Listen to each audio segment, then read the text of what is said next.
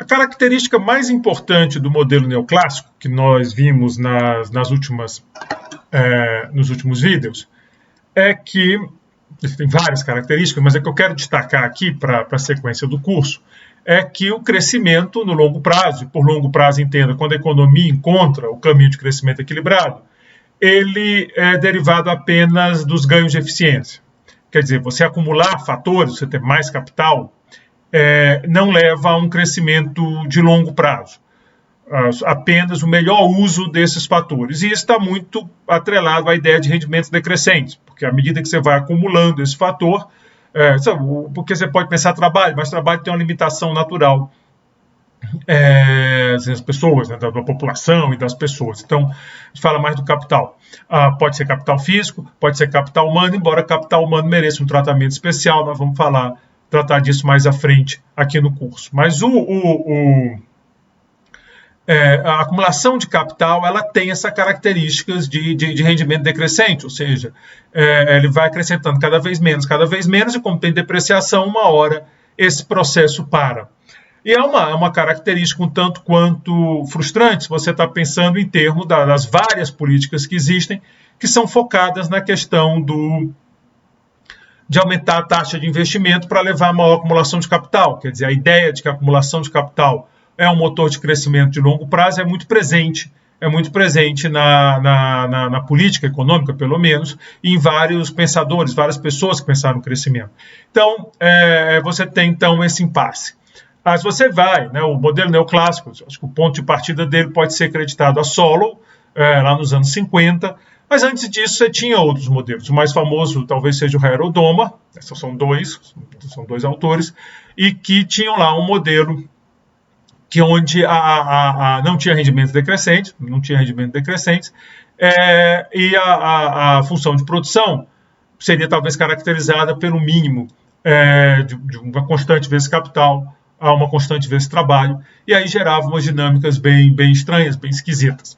Essa ideia desse tipo de função de produção, uma constante vezes o capital, o que ela acontece é que ela tira o rendimento decrescente, né? Porque a função de produção do modelo neoclássico, grosso modo, é AK elevado a θ, o alfa, o beta, sei lá a letra que você botou, e esse alfa, θ ou beta, o termozinho que está lá, o capital elevado, ele é entre 0 e 1. Então, se aí está o rendimento decrescente.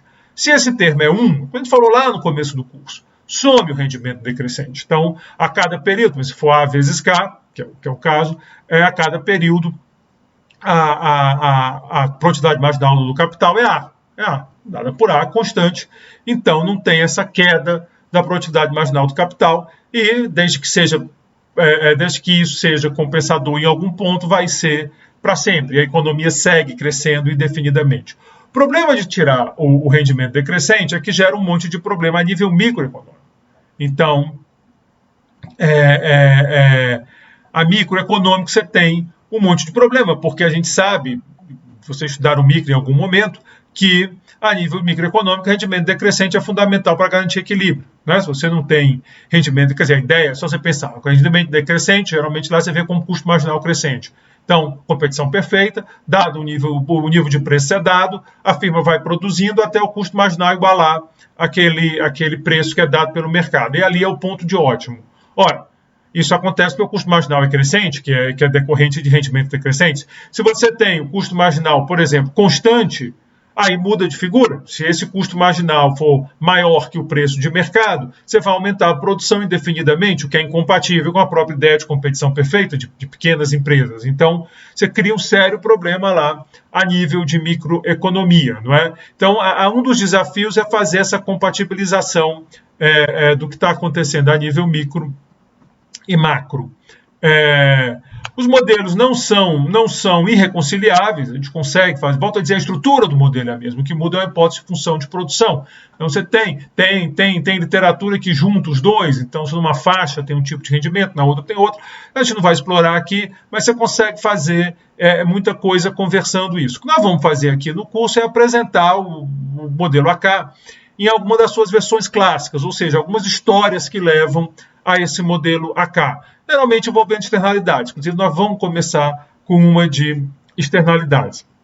Então, talvez seja a maneira mais comum, mais popular de criar um modelo AK. sem quebrar rendimento decrescente a nível micro, né, a nível das firmas, que estaria aquele problema de equilíbrio, é colocar externalidade no modelo. Então, você vai colocar externalidades, as firmas não decidem considerando essas externalidades, né, senão não seria uma externalidade.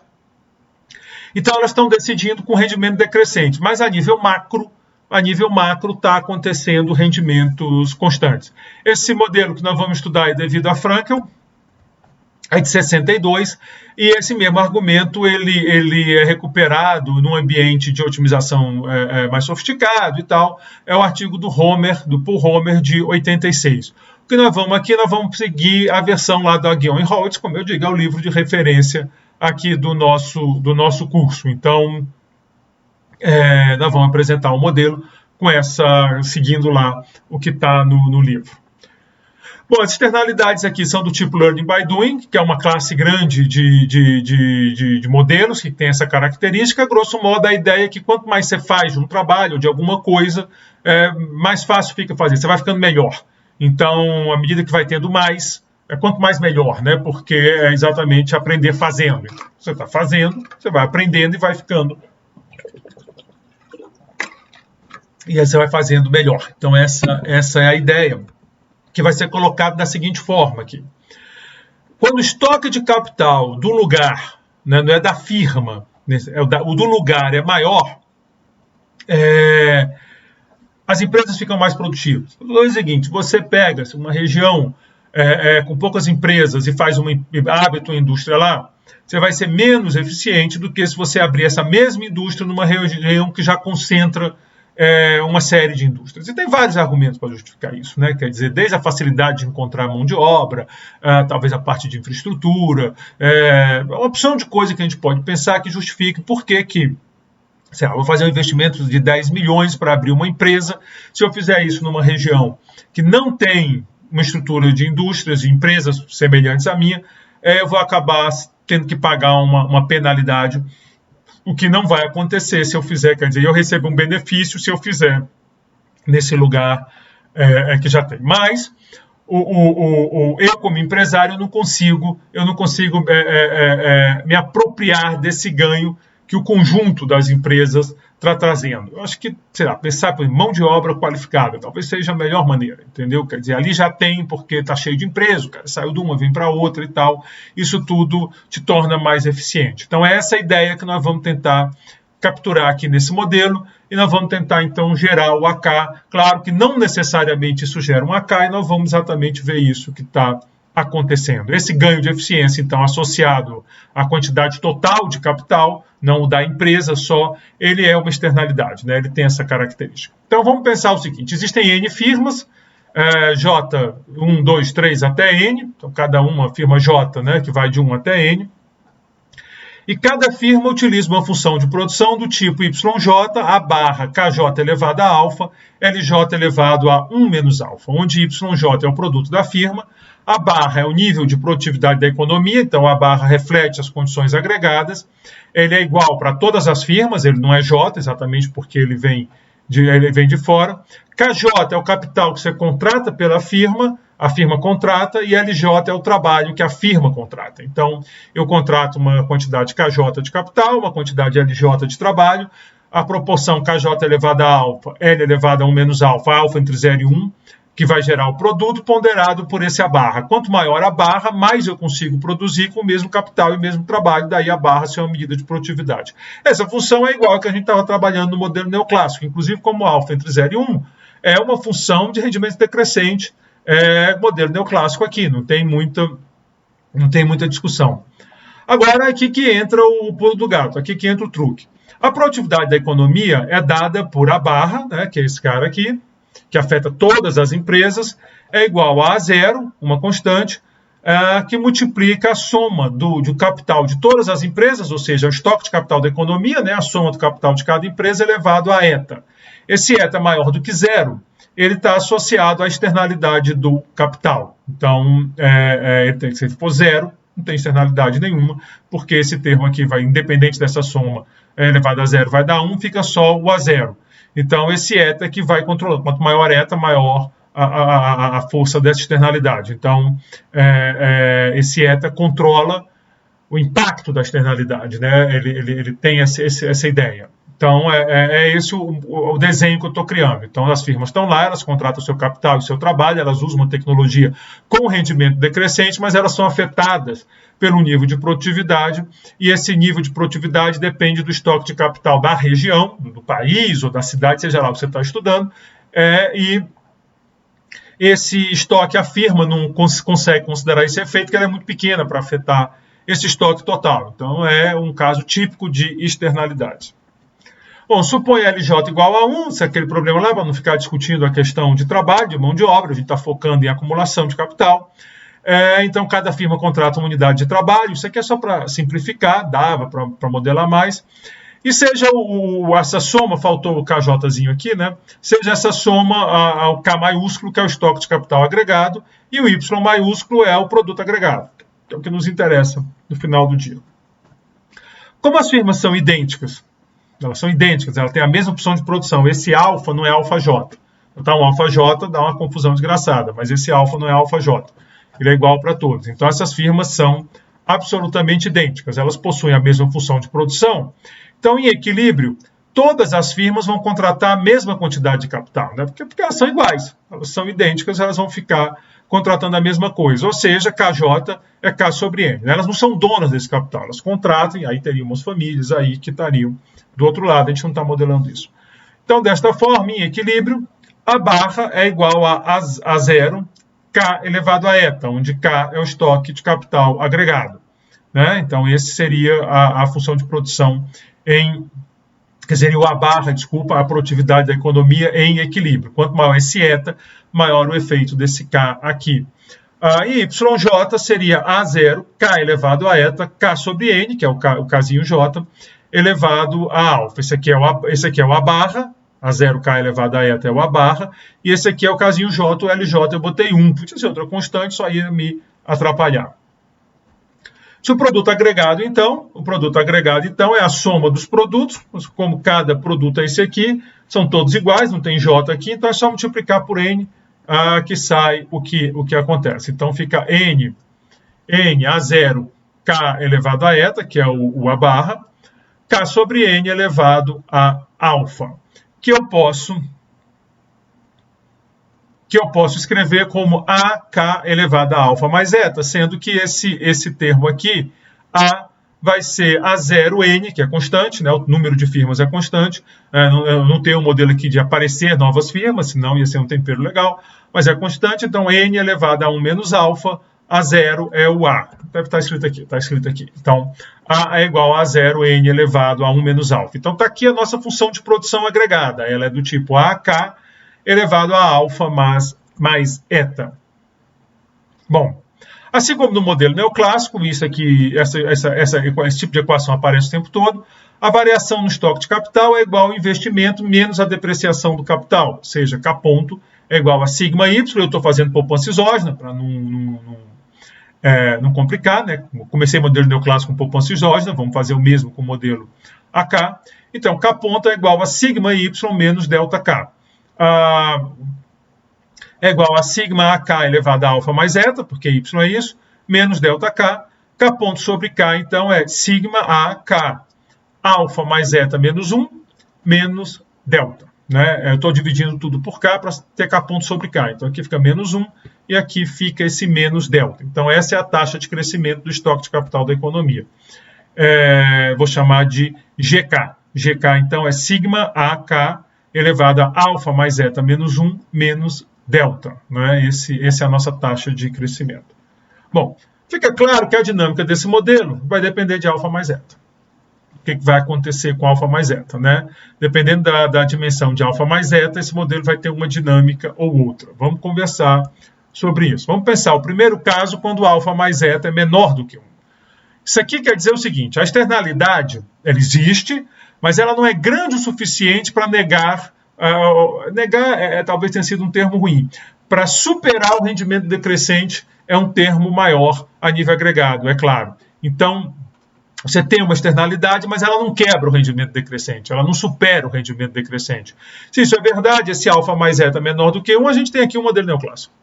É o modelo neoclássico típico, né? Só que lá seria a K elevada a, sei lá, beta, e eu estou chamando de alfa mais zeta, em vez de beta, o beta é menor do que 1, alfa mais zeta é menor do que 1. É a mesma história do modelo neoclássico, vai ter estado estacionário, vai ter tudo bonitinho, eu posso resolver com o estado estacionário. K ponto igual a 0 implica KSS igual a sigma A sobre delta 1 menos alfa menos zeta. Então, encontrei o estado estacionário. Vale que quando K é maior do que KSS, K ponto é menor do que 0. Por que vale isso? Ora, no KSS, K ponto, esse cara aqui é igual a 0. É igual a 0. Se alfa mais zeta é menor do que 1, então alfa mais zeta menos 1 é negativo. Logo, se aqui está 0, quando eu aumento K, esse termo diminui e fica negativo. Quando eu diminuo K, esse termo aumenta e fica positivo. É a mesma ideia lá do modelo neoclássico, é o modelo decrescente. É só lembrar que isso aqui é decrescente em K, exatamente porque alfa mais zeta é menor do que 1. Então, eu tenho essa propriedade de convergência para o estado estacionário. Então, essa versão desse modelo, se eta não consegue superar o rendimento decrescente, quer dizer, continua valendo rendimento decrescente, só vai mudar as velocidades e tal, mas continua a história de que a dinâmica do modelo neoclássico. Estado estacionário bem definido, e essa economia vai para o estado estacionário, e quando chegar no estado estacionário, ela para. Então, eu tenho o mesmo padrão de dinâmica do modelo neoclássico. Quer dizer, isso aqui é o modelo neoclássico, só que com esse tempero da externalidade. O segundo caso, agora, é quando eta é muito grande. Eta é grande o suficiente para mais do que compensar o rendimento decrescente, de forma que alfa mais eta fica maior do que 1. Nesse caso, também vai ter estado estacionário, mas é instável. Começa que é um estado estacionário meio amalucado, porque, imagina, se alfa mais zeta é menor do que 1, isso aqui é negativo, quanto maior sigma, menor o capital, não faz muito sentido. Além do mais, ele é instável, porque se K for maior do que KSS, olha aqui o GK, né, a taxa de crescimento, se alfa mais zeta é maior do que 1, esse termo é crescente em K. Esse termo é crescente em K. Então, se eu tenho um K maior que KSS, esse cara é crescente, K cresce, quanto mais K cresce, maior o GK. Então, está aí uma situação em que, se a economia começa acima do estado estacionário, ela tem uma trajetória não só crescente, como explosiva. A taxa vai crescendo, a taxa de crescimento é cada vez maior. Isso é completamente fora da realidade. Você não tem esse caso, né? Como se a economia americana tivesse a taxas cada vez maiores, até explosivo. E se está para o outro lado, menores, até sabe Deus quando que vai essa taxa de crescimento. Então, esse é o tipo de caso, ele relembra um pouco aquele caso lá do começo do curso, do alfa mais beta maior do que 1, relembra que é uma dinâmica que não tem muito apelo, teoricamente é ruim de trabalhar, empiricamente não tem não tem esse caso, né, de taxas explosivas. Então, é melhor deixar de fora, nós não vamos nos dedicar a esses modelos. O caso interessante aqui para a gente é porque o primeiro a gente já estudou muito, é o modelo neoclássico, né? A gente já falou muito dele. O segundo é bobo, é só barulho. Então esse terceiro aqui é o que é interessante para a gente no momento, e ele ocorre quando o alfa mais zeta é exatamente igual a 1. Ou seja, o eta é suficiente para compensar, para matar o retorno decrescente, mas não gera, matar o rendimento decrescente, mas não gera rendimento crescente. Então, alfa mais zeta igual a 1 é o caso de interesse para a gente. Nesse caso, o que vai acontecer? Como alfa mais zeta é igual a 1, a taxa de crescimento do capital, cadê ela? Está aqui. Esse termo é igual a 1, K some, né? Vai ficar K elevado a 0, que é 1. Então, a taxa de crescimento do capital é sigma A menos delta. Para que exista estado estacionário, ou seja, para esse capital ficar estacionado, é necessária uma improvável coincidência, quer dizer, já tem uma baita coincidência de alfa mais zeta igual a 1, eu preciso de outra, que sigma A seja igual a delta. O que vai acontecer, se acontecer isso, você tem uma economia estagnada para sempre. Tirando esse caso improvável, não há estado estacionário. Se sigma A é menor do que delta, essa economia segue uma trajetória de desastre econômico, com estoque de capital e, portanto, o produto é A vezes o capital, indo para zero. Quer dizer, também é um caso complicado. Nós vimos que tem alguns casos de queda de longo prazo, mas pode explicar alguns fenômenos interessantes esse tipo de hipótese. Repara, por enquanto não.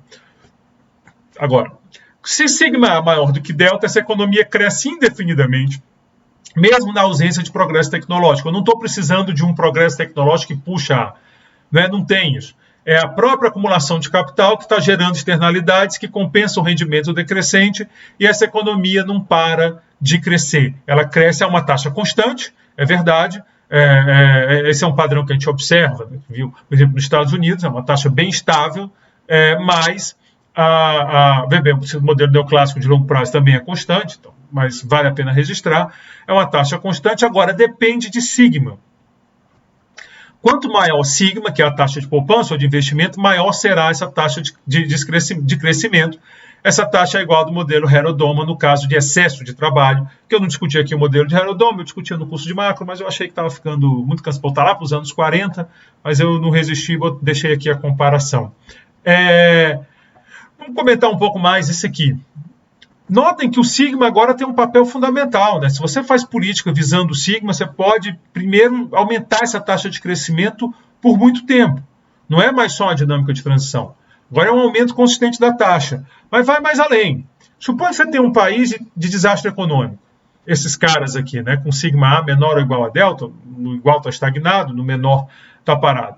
Suponha que você é do Banco Mundial, por exemplo. Você tem lá uma tarefa de ajudar os países a crescer, os países que são pobres a crescer.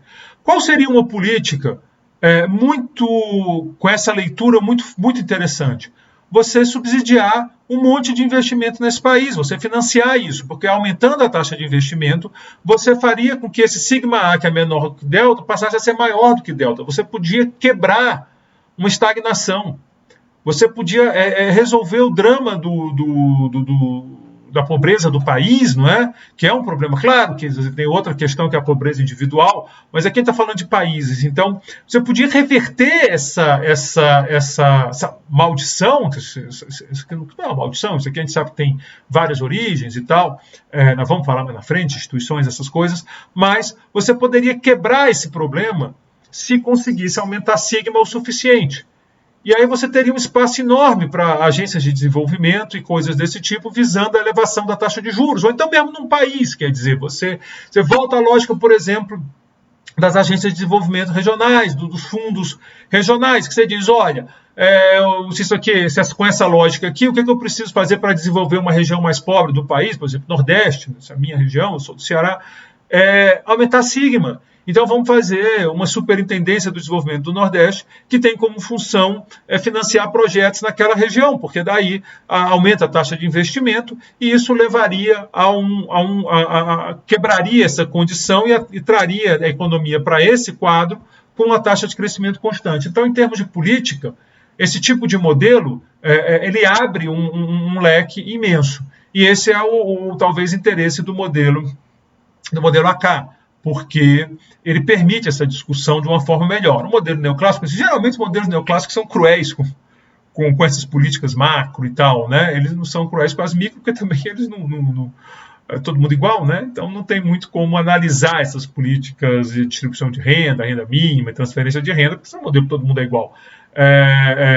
Mas aí sim, dentro do arcabouço neoclássico você consegue justificar um monte dessas coisas. Agora, aqui pega muito, né? Pega muito lá o modelo neoclássico.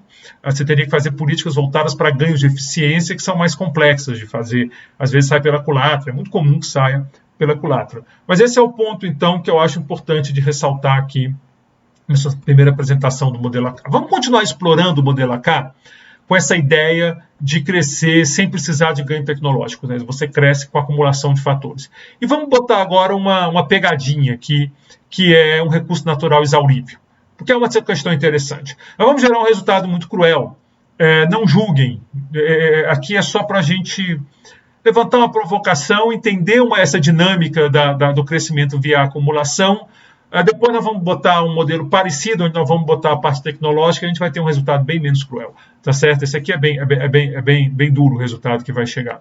Mas também a gente conversa com a área de meio ambiente, que é uma área muito importante, é importante aqui no departamento, é importante para o mundo, talvez o grande assunto quer dizer, agora é a pandemia, porque a pandemia se impôs e tomou a atenção de tudo, mas se você vai num horizonte mais amplo, talvez o grande assunto da humanidade é essa questão do meio ambiente. Quer dizer, como é que a gente vai resolver os desafios impostos pelas questões ambientais, né? Então, a gente também faz essa conversa. Então, a relação entre preservação do meio ambiente, uso dos recursos naturais e crescimento econômico é um tema fundamental atualmente. Sempre foi um tema presente, né? Sempre foi um tema presente, mas hoje está ganhando uma dimensão gigante, porque nós estamos vendo aí vários efeitos das mudanças climáticas e como isso pode impactar as nossas vidas e, segundo alguns, até a sobrevivência da espécie. Então, é um tema relevante. Claro que tem muitas leituras, tem discussão, é mais grave, menos grave, o aquecimento vai fazer isso, vai fazer aquilo. É muito difícil mensurar o impacto, mas também é difícil negar que algum impacto tem, e isso merece preocupação. Se você olha, então, a presença desse recurso natural exaurível, ele pode comprometer aquele crescimento indefinido obtido no modelo AK, mesmo na ausência de progresso tecnológico. Vocês podem intuir por quê, né?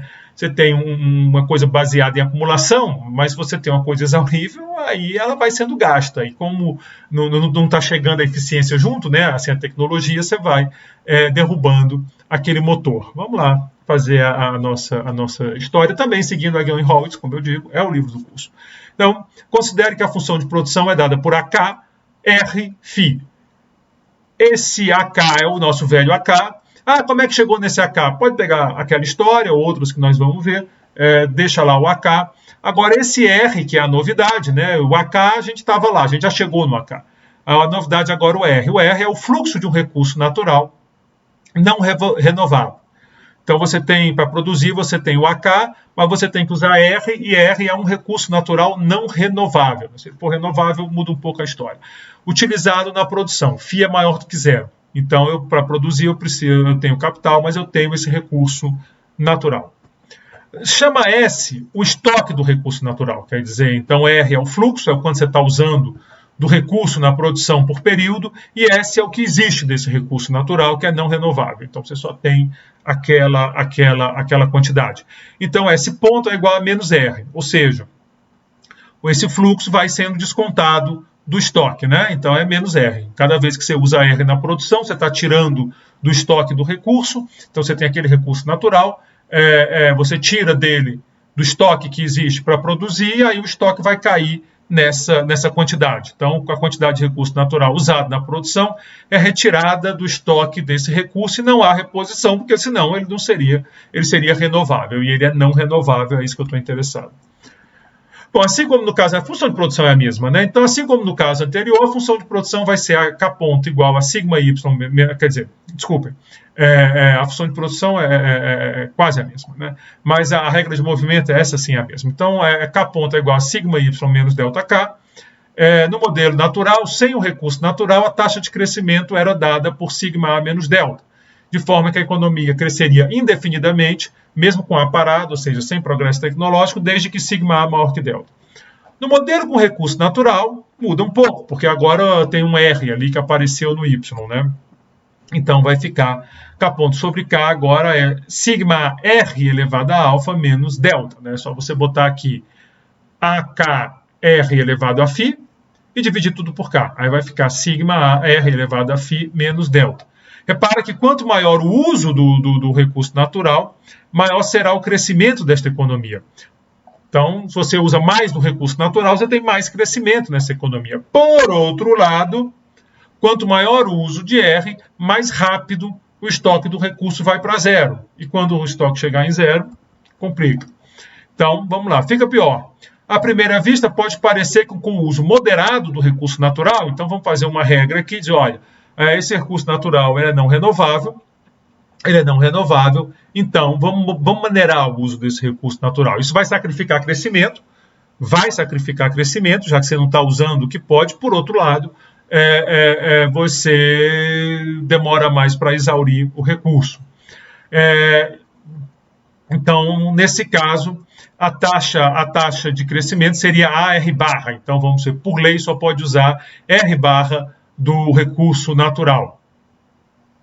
E seria positiva desde que sigma AR barra elevado a φ seja maior que delta. Então, você conseguiria limitar, você não tenderia à taxa máxima de crescimento, você teria uma taxa menor de crescimento, com o uso limitado do recurso natural por alguma forma de política, alguma legislação, ou então uma consciência, sei lá, certo? Eu só não vou entrar. Aí tem o pessoal do meio ambiente que sabe muito melhor do que eu como é que você consegue implementar essas políticas de contenção do uso de um recurso não renovável. O problema é que essa taxa também não será sustentável. Também não será sustentável. Por quê? Porque o R está sendo usado. Na verdade, qualquer que seja R positivo, o S vai decair até chegar a zero. Até chegar a zero. E isso é um problema. Para que exista crescimento equilibrado, é necessário que R igual a zero. É a única maneira de você não manter essa taxa de crescimento constante. E aí a taxa seria menos delta. Só que nesse equilíbrio a taxa de capital vai a zero, obviamente. E você teria um produto zero. Então, esse resultado é bem cruel, né? É um resultado bem cruel. O que está acontecendo é o seguinte: a única forma de você ter crescimento equilibrado com recursos naturais exauríveis é morrer de fome olhando para o recurso. Porque se você começa a usar, você gera uma dinâmica onde aquele crescimento colapsa em algum momento. Terrível, né? Terrível. Isso é um modelo bem cruel. Bom, insisto, esse exemplo dessa sessão, ele só mostra os limites da ideia de crescimento sem progresso tecnológico. Não é o interessante para mostrar a dinâmica de economias reais. Quer dizer, o que pode acontecer, você para pensar, por exemplo, você pode ter novas tecnologias que acabam substituindo esse recurso exaurível. Então, você tem um recurso que é um problema, mas aí vem a tecnologia, e na história humana está cheia disso, de tecnologias que substituíram, não necessariamente exauríveis, mas que eram difíceis de obter.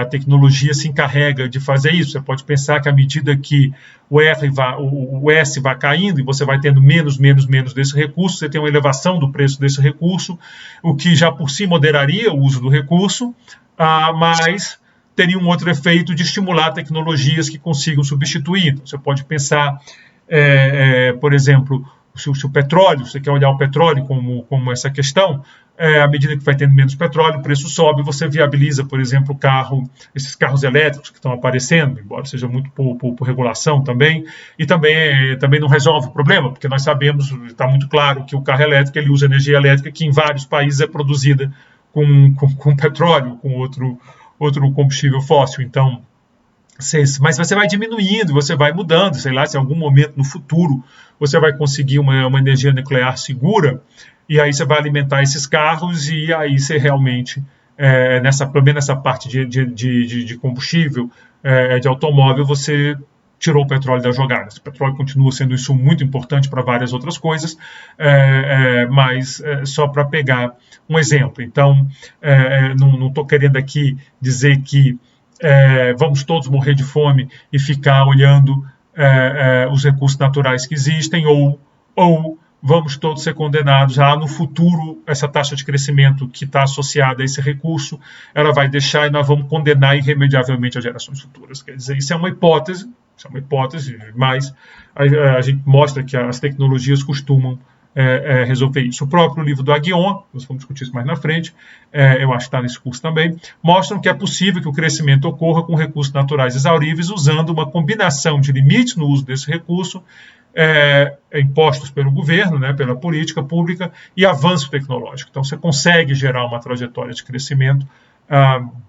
Aqui no próprio Aghion tem esse modelo, mas na frente, nos modelos de inovação. Esse exemplo é uma provocação, claro, mas que leva também, quer dizer, o progresso, o crescimento está muito relacionado ao progresso tecnológico.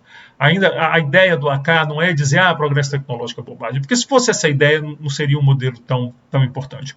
A ideia é muito mais dizer o seguinte: você pode sim ter dinâmicas de crescimento envolvendo a acumulação. Você pode muito bem fazer um modelo AK que o A está crescendo também. Ninguém impede isso. A gente fez o A parado porque a gente queria focar na acumulação de capital. Então, a gente já pegou um pouco a ideia de como que é a dinâmica do modelo AK, essa taxa constante. Se essa taxa é constante, não nesse, que a taxa constante não se sustenta, mas a taxa constante lá do modelo AK que nós fizemos, aquele SA menos delta, sigma A menos delta, desculpa, eu usei sigma, Isso faz com que a economia esteja sempre nesse crescimento equilibrado, né? Porque o K está crescendo assim, o Y, que é uma constante vezes K, também cresce assim, o C, então você tem, essa é uma dinâmica muito curiosa. Agora, esse crescimento equilibrado depende, por exemplo, dos parâmetros, no caso lá, sigma e delta, e nós vimos aqui que se você bota questões como recurso natural exaurível, ele vai para o espaço, esse crescimento equilibrado. Então, é uma limitação importante do modelo AK. Mas está apresentado o modelo e está feito o registro. Eu vou fazer aqui, deixa eu ver se vale a pena fazer. Vamos fazer aqui o modelo AK com poupança endógena. Eu acho que o vídeo não vai... Não, eu não vou fazer não, porque eu tenho medo de ficar o vídeo grande, porque depois eu quero emendar com outras coisas. Então eu vou parar esse vídeo aqui. No próximo vídeo, né, aparece o modelo AK com poupança endógena. Muito obrigado pela atenção de vocês.